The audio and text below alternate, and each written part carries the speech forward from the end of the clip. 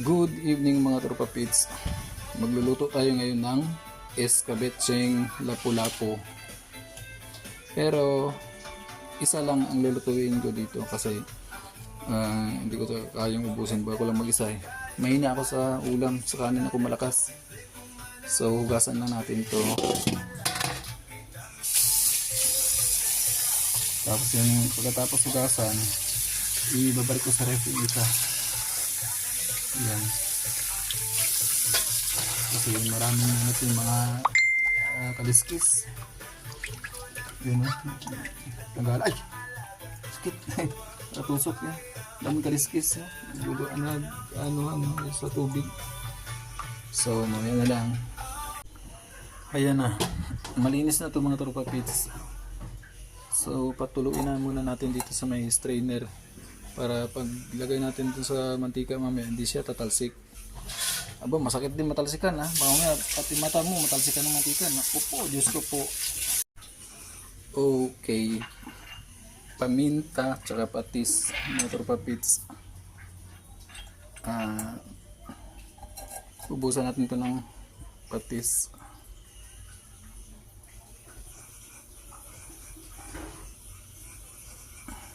Kabilaan. Ayan.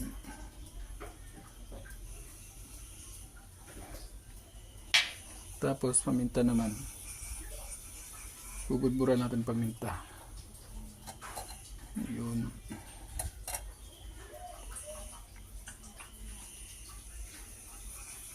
Sa kabila. With view. Ko, natulis yung pinaka ano niya dito. So ganyan na siya. Ngayon, piprito na natin yan. Wing! Oh yeah, umuusok-usok na yung mantika. Ayan. Lagyan na natin mga tropa pits. Wow! Ika. Switch on. Yun, maliwanag eh. Switch off. Brown out. Switch on. Yun. Wow, sana all.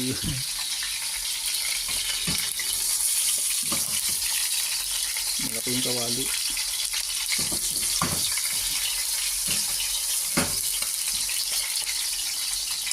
So, hintayin natin maluto yan mga tropa pits. So, natin babalik ka rin kabila. And now, babalik ka rin na natin mga tropa pits para ang kabila naman ang maluto. Oh my god. Sarap ng amoy. Bakit pag gano'n, plus na isda. 200 isa, bili ko rin kanina. So, alright, luto na ito mga tropa pits. Patayin muna natin, tapos i-set aside. Nasusunog kasi eh. So, ayan.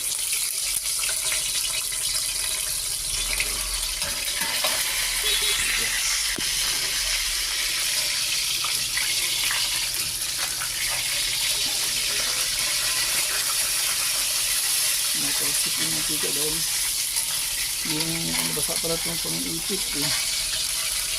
Oh my goodness.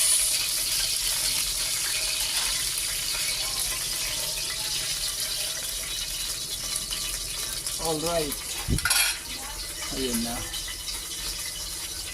So ngayon, next move natin is magluluto tayo ng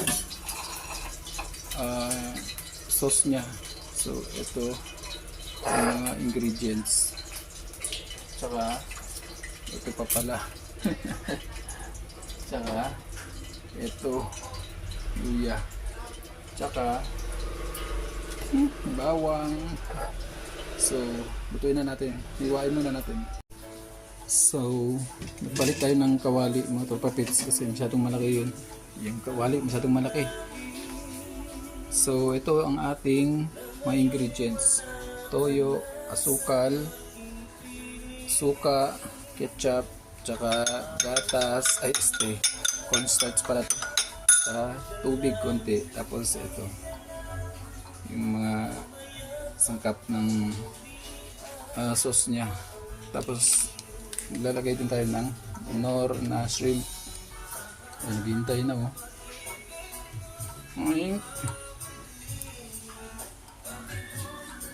So, umpisa na natin.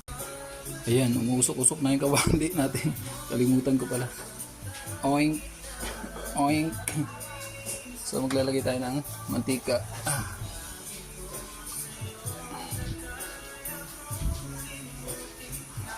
Alright. Yun, umusok. Lagyan natin itong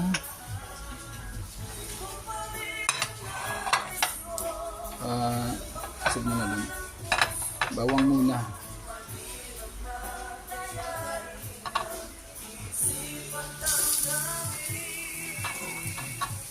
Bawang.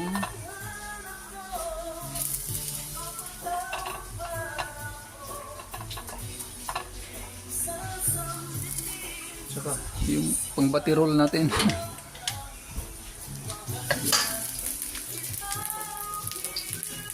Oops, switch on. Camera. Ay, lights, camera, action.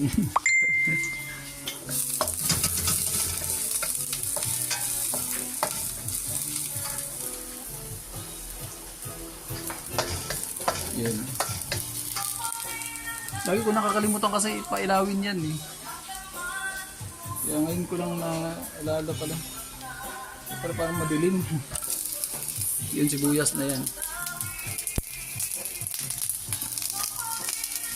Sibuyas na ang kasunod. Mayroon pala yung pagano.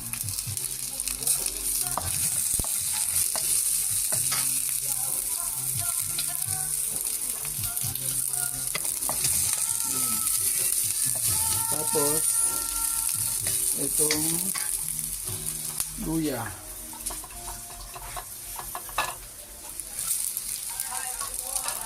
Yan.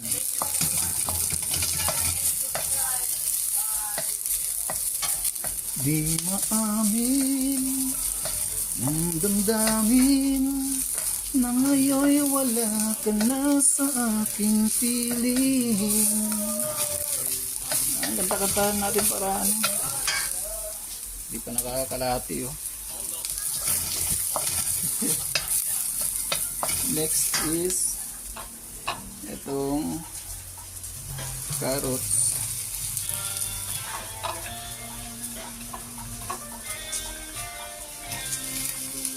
Bintay na.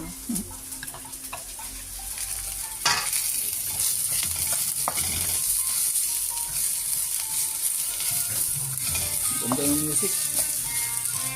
Yan no. Maganda na kasi kumakanta eh. Ito lang gamit ang speaker. Kasi pag yan malaki, baka mapabidyoke ako eh.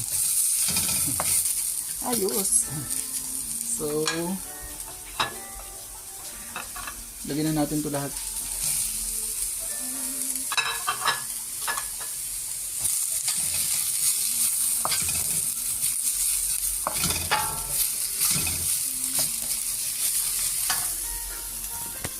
Yan o. Malapit na. Nangangamoy na. Hindi natin pwede takpan to kasi hindi siya malutong pag tinakpan mo pag lanta eh. Alright, lagyan natin ng paminta. Ayan.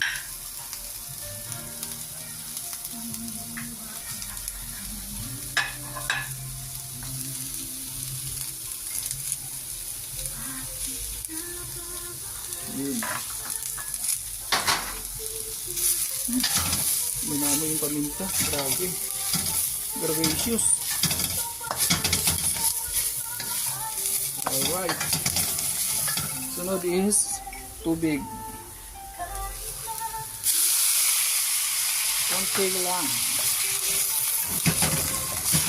Pag nakulang, hindi dagdagan natin. Okay, masarap baka mamuo. Siyempre, tagay muna.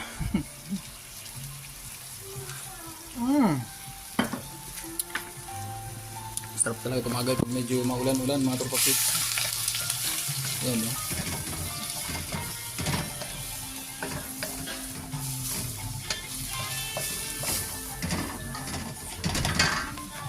Alright, ang next natin is next is toyo. Huwag masyado ha. Tansya-tansya lang pag may time. Napadigay ako ha. Sasarap. Sasarap ng Red Horse, hindi sasarap ng ito. Alright, tasan pa natin yung apoy. Hindi na eh.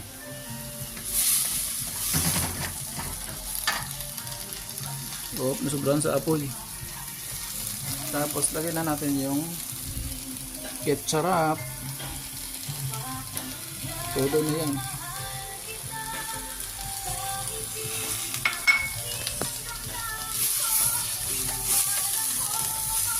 Ito pa rin ako nagmamahal ng tapat sa'yo. Bakit nga ba mahal kita? Kahit na may mahal ka pang iba, ba't baliw na baliw ako sa'yo? Lan ako magtitiis sa bakit nga ba? Lagyan ulit ng tubig.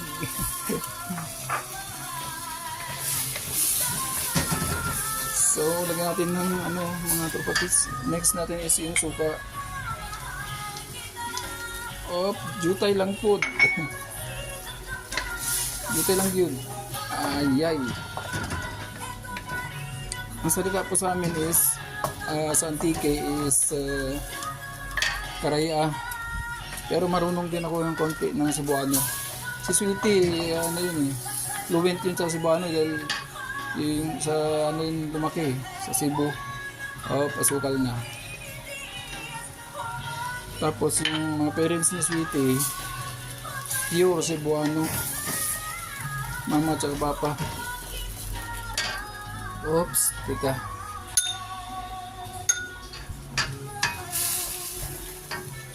Itong cornstarch.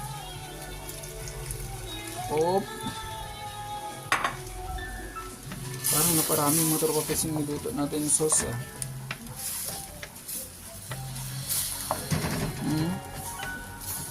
Parang pang 3 araw to ah. Alright. Dagdagan pa natin yung asukal pa. Kasi yung para mag-agaw-agaw yung sweet and sour ang labas nito eh. Sweet and sour fish, lapu-lapu sweet and sour or escabeche yung tawagin.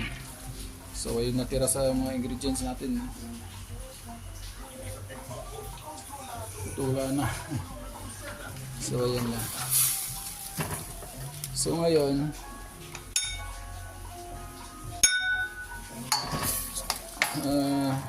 titikman natin.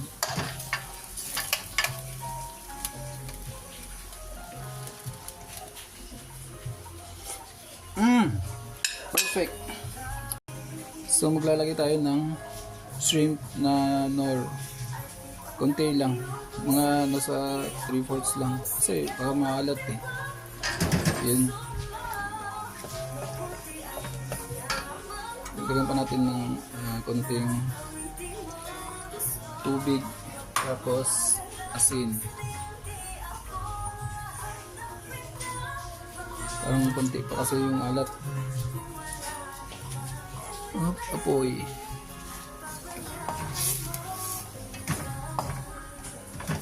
Pag kumulo, saka natin ilagay yung isda.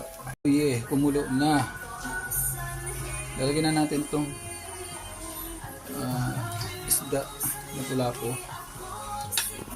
So, teka. Halo-halo na natin. Bawal to takpan dahil malalanta yung mga gulay-gulay niya.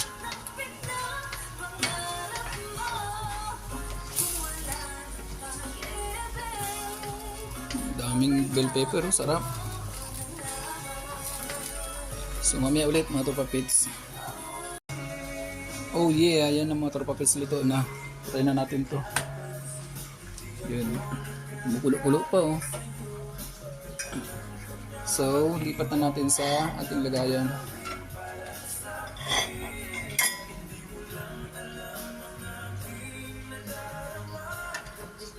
Oh my God. Alright. Success.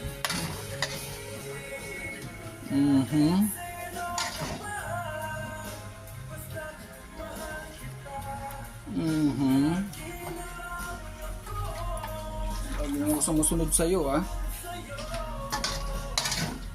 Narinig mo yung sweetie? Lagi na lang ako sumusunod sa'yo. Ay. Yun.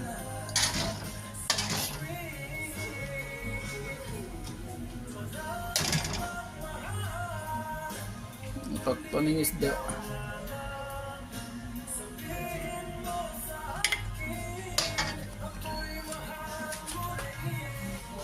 Okay, all right.